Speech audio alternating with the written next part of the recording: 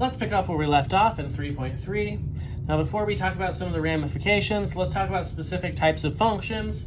We won't do too much with them for the time being. They are somewhat important. There are special functions that never increase or never decrease. Functions that only do one or the other are called monotonic. Functions that are always increasing or always decreasing are called strictly monotonic.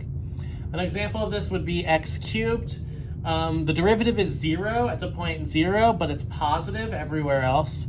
So we would say that it is constantly increasing, because even though the derivative is 0 at one point, it's positive on both sides, both intervals, which means it is constantly increasing, except for a removable discontinuity, so it is monotonic. Now, again, if there's a big interval where something is constant, like in the section picture here to the right, it can still be monotonic, but it's not strictly monotonic. So there's a difference between those two things, to be monotonic and strictly monotonic. It's kind of like saying positive versus non-negative in some ways. Positive slope means, obviously all greater than 0, but non-negative just means greater than or equal to 0. So there's a slight nuance there. Now, if we look at that function we did in the last video, the function f of x equals x cubed minus 3/2 x squared, it has a relative maximum at the point 0, 0 when we look at the graph, because it was negative on the left side of the point and positive on the other side. And if you go from increasing to decreasing, it kind of creates like a hilltop, and so you have a maximum. Whereas the point 1 comma negative 1/2, where we found the other critical point, it went from negative to positive, and that kind of creates this kind of valley concept. So it kind of gives us this idea of what happens, how we know if something's a relative maximum or relative minimum based on what's happening around the point in particular. So this brings us to an incredibly important part of calculus, the first derivative test.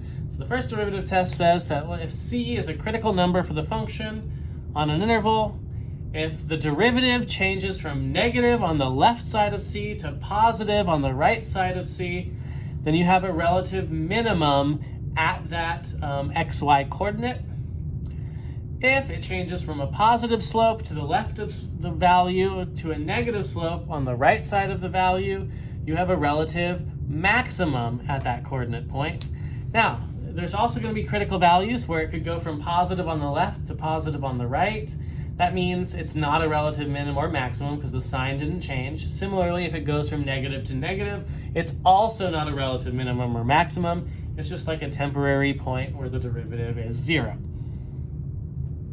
So generally speaking, when you use your critical points to separate your functions into intervals, when you have sign changes, you're going to have at least some kind of relative extrema, whether it's positive, relative maximum, or relative minimum. But if it's the same sign on both sides of a critical point, it's neither a maximum nor a minimum. It could potentially be something else, which we'll learn about as we move forward. This is generally a useful tool for determining positive and negative relationships between terms, things like relationships between position and velocity in real-world applications, or even velocity and acceleration. But for now, we're just going to do it in functions, and we'll look at some examples on the next page.